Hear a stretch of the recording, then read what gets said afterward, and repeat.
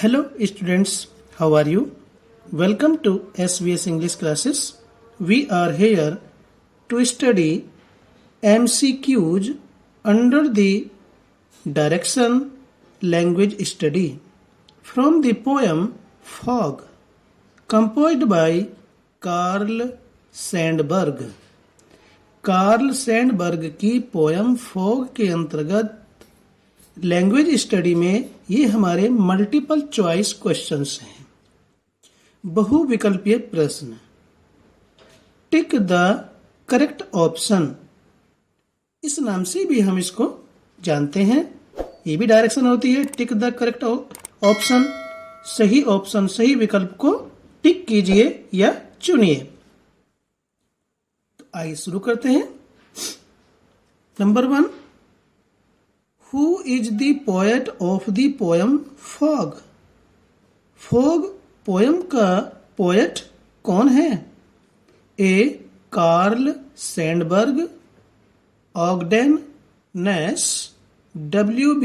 Yeats, Adrienne Rich. तो इन 4 options में से जो करेक्ट ऑप्शन है, मोस्ट सुटेबल अल्टरनेटिव है, वह ए है। Number 2, how are the feet of the cat described? Feet means पैर, ऑफ द कैट बिल्ली के पैरों को किस प्रकार से वर्णित किया गया है? डिस्क्राइब्ड भी वर्णन किया गया है या वर्णित किया गया है।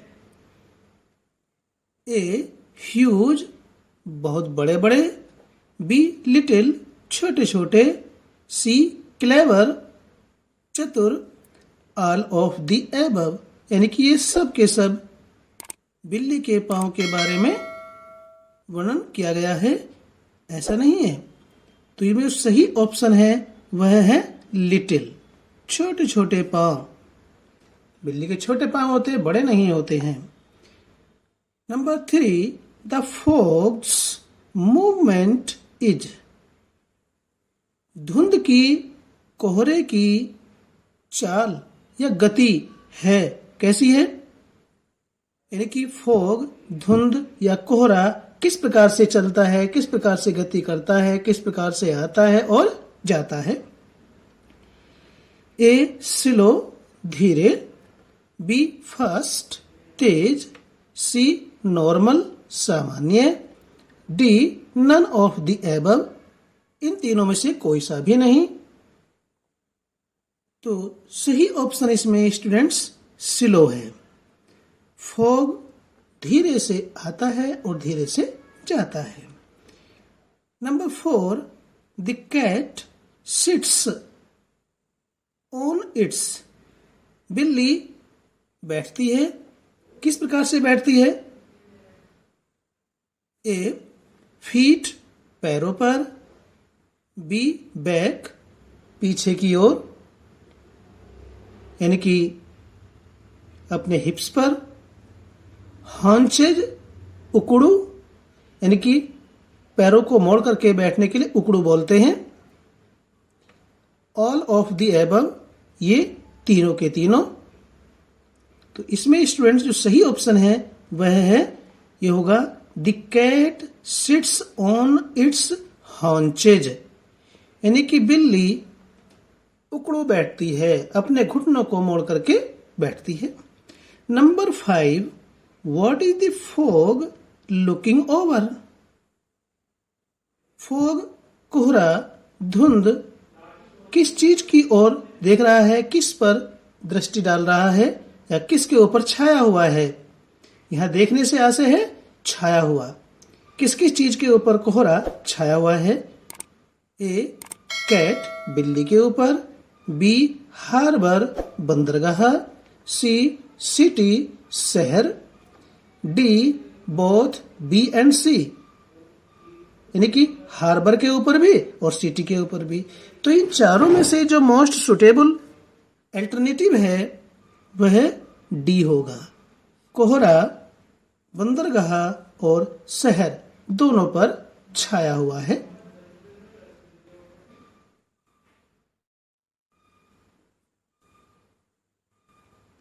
Number 6. What is the fog compared to? Fog की किस चीज से तुलना की गई है?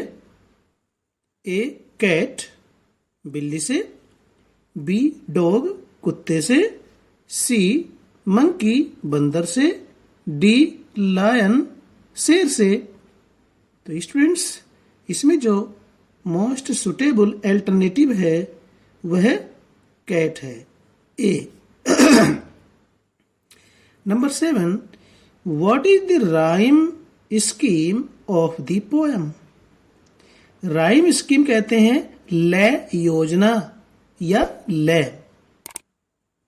तुकांत शब्द किसी भी पोएम की लाइन के अंत में जो शब्द आते हैं वह पहली लाइन में क्या शब्द आ रहा है, दूसरी में क्या है, तीसरी में क्या है, चौथी में क्या है, उनका जो एक आवाज है, साउंड है, वो किस प्रकार की है, उनमें लय आ रही है या नहीं, एक जैसी ध्वनि निकल रही है या नहीं, उसे राइम स्कीम कहते हैं, लय योजना। तो इस पोएम में लय की योजना क्या है? A A B A B A B, B A B A B A, C A B A B, D no rhyme scheme. हमने जब इस पोएम को पढ़ा तो प्रत्येक पोएम की अंतिम लाइन में जो शब्द आ रहा है वो हर एक लाइन में बिल्कुल अलग अलग है, उसमें कोई राइम स्कीम है ही नहीं, उसमें कोई लय आ ही नहीं रहा है, सुर साम्यता है ही नहीं। तो ऐसे पोएम को कहते हैं वर्स, छंद। ये पोएम फ्री वर्स में है, मुक्त छंद में है। तो इसमें जो सही ऑप्शन है वह डी है, इसमें कोई राइम स्कीम है ही नहीं। Number 8. What has been personified in the poem? What has been personified? Personified कहते हैं मानवीकृत करना। इस पोएम में किसको मानवीकृत किया गया है? मानवीकृत करना क्या होता है?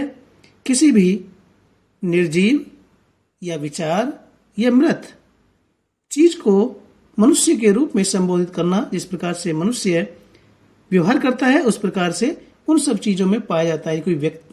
कोई विचार होता है, निर्जीव वस्तु होती है या कोई मृत व्यक्ति होता है, उन्हें मानव के रूप में प्रस्तुत करना, चित्रित करना मानवीकृत कहलाता है। तो इस पोएम में किस चीज को मानवीकृत किया गया है? ए फॉग धुंध या कोहरे को, बी सिटी शहर को, सी कैट बिल्ली को, डी हार्बर बंदरगाह को। तो इन चारों ऑप्शंस में से पोएम में कार्ल सैंडबर्ग ने जिसे पर्सोनिफाइड या मानवीकृत किया है वह है फॉग। नंबर 9. आफ्टर ये सिल्टिंग नहीं है, सिटिंग। बैठने के पश्चात, यानी कि जब कोहरा धीरे धीरे आता है और शहर के ऊपर छा जाता है, और छा जाने के बाद फिर क्या होता है? द फॉग, कोहरा या धुंध क्या होता है? आने के बाद, छा जाने के बाद, यानी कि शहर के ऊपर बैठ जाने के बाद। बैठ जाने का मीनिंग क्या है? छा जाना। शहर पर छा जाने के बाद या बैठ जाने के बाद कोहरा क्या करता है? ए डिसअपियर्स, गायब हो जाता है। सिट्स देयर ओनली, केवल वहां बैठा ही रहता है। मूव्स ऑन, आगे की ओर बढ़ जाता है। गेट्स डेंस, और अधिक घनघोर या घना हो जाता है। तो इसमें जो सही ऑप्शन है वह सी है। शहर पर छा जाने के बाद कोहरा आगे की ओर बढ़ जाता है। Number 10. Where does the fog arrive? Where कहां, डज द फॉग फॉग कोहरा, अराइव आता है, कहां कहां पर आता है? ए सिटी शहर में, बी हार्बर बंदरगाह पर, सी विलेज गांव में, D both A and B, यानी कि ए पर भी आता है बी पर भी आता। तो ए में क्या है सिटी, बी में क्या है हार्बर बंदरगाह। तो जो सही ऑप्शन है वो करेक्ट ऑप्शन हमारा डी है। तो ये थे स्टूडेंट्स हमारे मल्टीपल चॉइस क्वेश्चंस, एमसीक्यूज और या टिक द करेक्ट ऑप्शन किस प्रकार से करने हैं ये हमने आपको बताया। एमसीक्यूज आपको अच्छे लगे तो लाइक कीजिए, चैनल पर पहली बार आए तो चैनल को सब्सक्राइब कीजिए ताकि इसी प्रकार से वीडियोज का नोटिफिकेशन आपको मिलता रहे, और इसे अपने दोस्तों को भी शेयर कीजिए ताकि वो भी इसका फायदा उठा सके। फिर मिलते हैं एक नई वीडियो के साथ। Till then take care, bye.